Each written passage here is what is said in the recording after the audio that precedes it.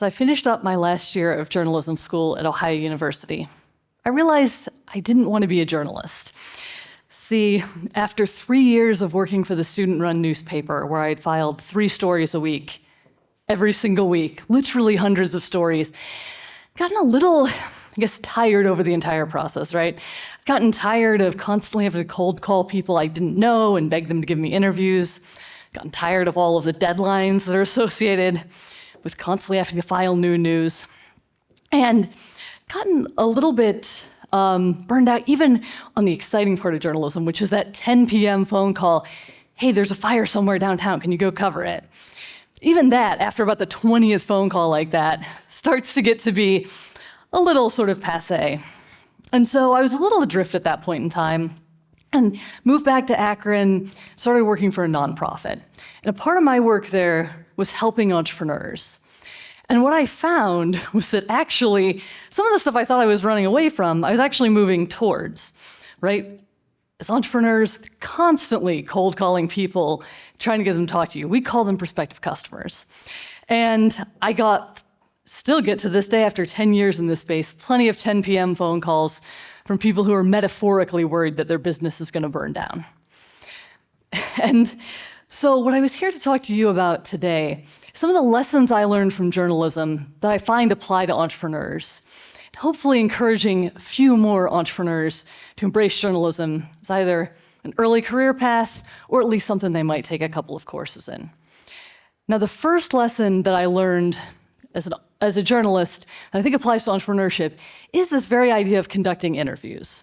So right when I was starting out working with entrepreneurs 10 years ago, a new process had come on the scene. It was something called customer discovery. And it was all about going out and talking to customers before you started building a product or service. See, there have been studies done that said the most frequent reason that a business fails is because it's building something that nobody wants, which sounds a little counterintuitive. But I will tell you, in a lot of the early meetings I had with entrepreneurs, it was a lot of time spent behind computers, or in laboratories, or sitting around a conference table with a bunch of other people like ourselves, theorizing about what a completely different group of people would want. So it probably was not surprising that actually going out and getting in front of those customers ended up being valuable. And shortly after I started working with entrepreneurs, I was fortunate enough to get to bring a program to Akron, the National Science Foundation called I-Corps. And that program is all about going out and talking to customers. And the things that I try to impart to entrepreneurs I was working with them was, first of all, who should they talk to? What kind of questions should they ask? And how do you get the most out of those interviews? And a few things that I realized was a lot of this work is actually pretty obvious, right? Talk to the people that might have the problem you're trying to solve, ask them some pretty obvious questions, and then this is the hard part. Sit back and listen. Let them talk 80% of the time. Let them tell you what you need to learn. And about 7 years ago, I worked with a business that I think really has a typical story for what these customer interviews can do. They had this idea, they had this really high-tech, cutting-edge pressure sensor.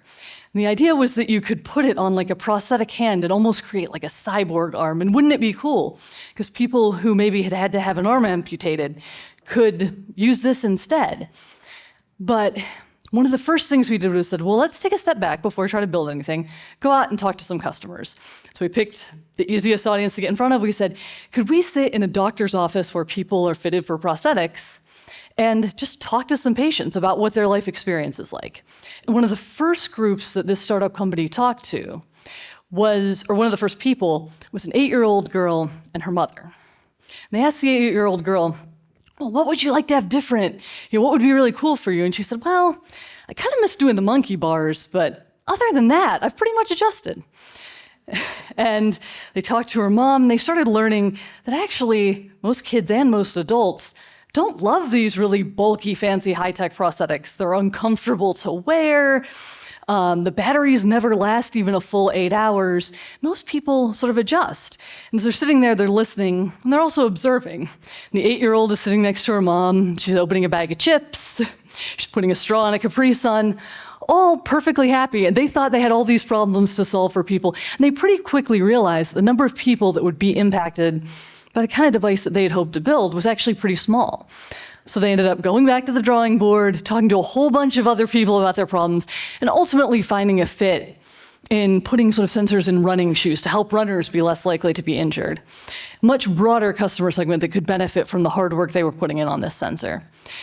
And this story isn't really atypical. In my experience working with entrepreneurs, I've been fortunate enough to work with almost 500 teams of entrepreneurs and innovators over the last 10 years. We've collectively interviewed tens of thousands of customers, and this story keeps coming up again and again and again.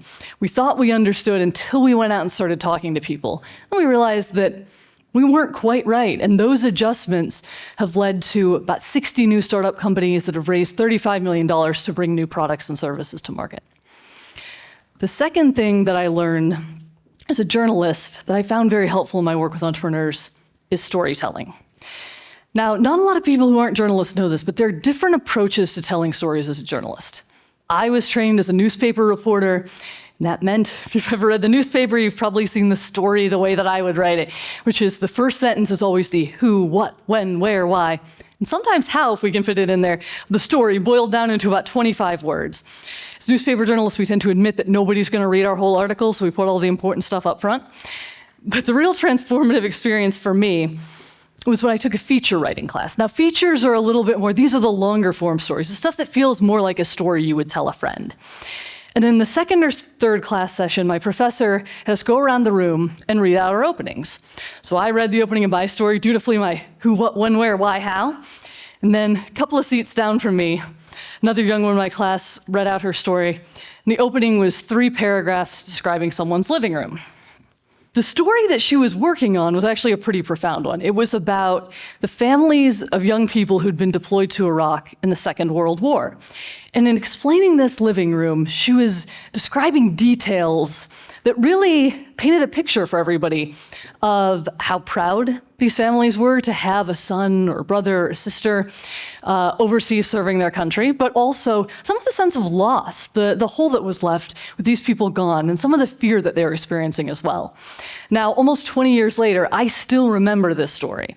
It's one that stuck with me. It tugged at my heartstrings. It made me see things a little bit different. It also changed my mindset as a journalist, because it felt kind of like we were throwing out all the rules. You could open a story with anything. But what I learned over that feature writing class was that there are different approaches to storytelling. Whether you're writing a newspaper article, feature story, or if you're putting together, for example, a pitch as an entrepreneur, these stories all have to be grounded in reality. That's one common thread, right? We go out, we interview people, we try to understand the truth of the way the world works, and we try to tell a story in a way that will be memorable for people. So when I started working with entrepreneurs, I used some of these same storytelling techniques that I learned from my feature writing class. Whether it was a situation in which we made the customer the kind of hero of the story, this Herculean figure overcoming big problems with the help of the product or service that an entrepreneur is developing, or comparing and contrasting the world as it is with the world as it could be. Or sometimes it was a very personal story for the entrepreneur, a story about how they became aware of the problem and why they were so passionate about solving it. But in each of those cases, it was a story that was both grounded in the facts as best we knew them, but also trying to add in that little pinch of drama or a little bit of narrative that would make the story stick with people longer than it took us to tell it. Now, the third and final thing I learned as a journalist that I wish more entrepreneurs would get on board with, that I was sort of forced into, was the idea of embracing good enough.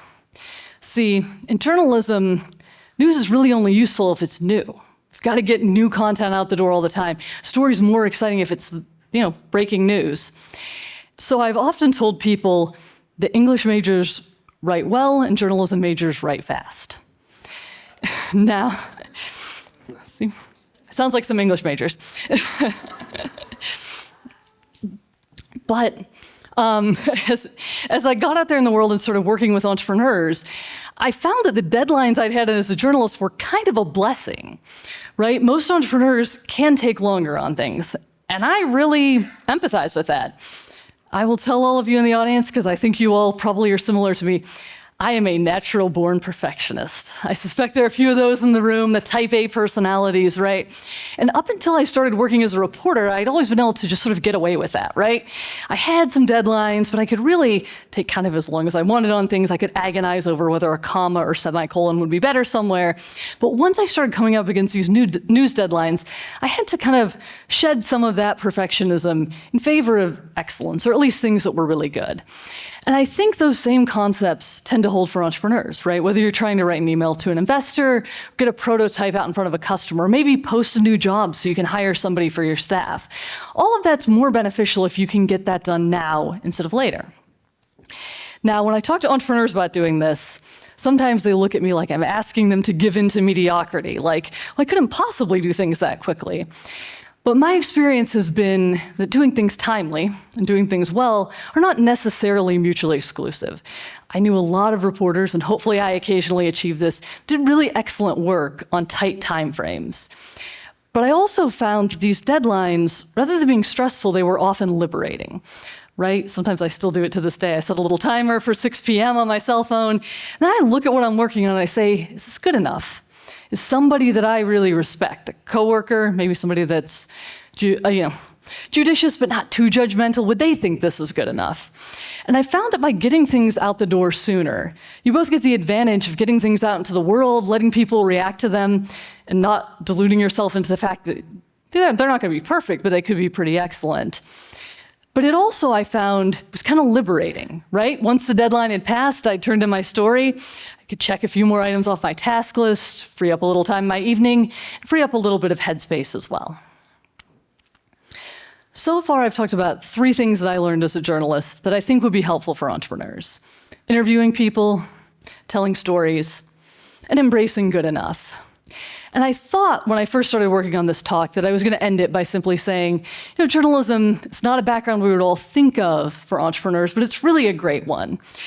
But the other thing is I reflected back on my experiences as a journalist that I felt was a common thread with entrepreneurship and with a lot of other careers as well, is that it forces you to focus on some of those things that just make us better people, right? Interviewing isn't just about interviewing. It's about learning how to talk to people you don't know, ask good questions, and genuinely listen to the answers.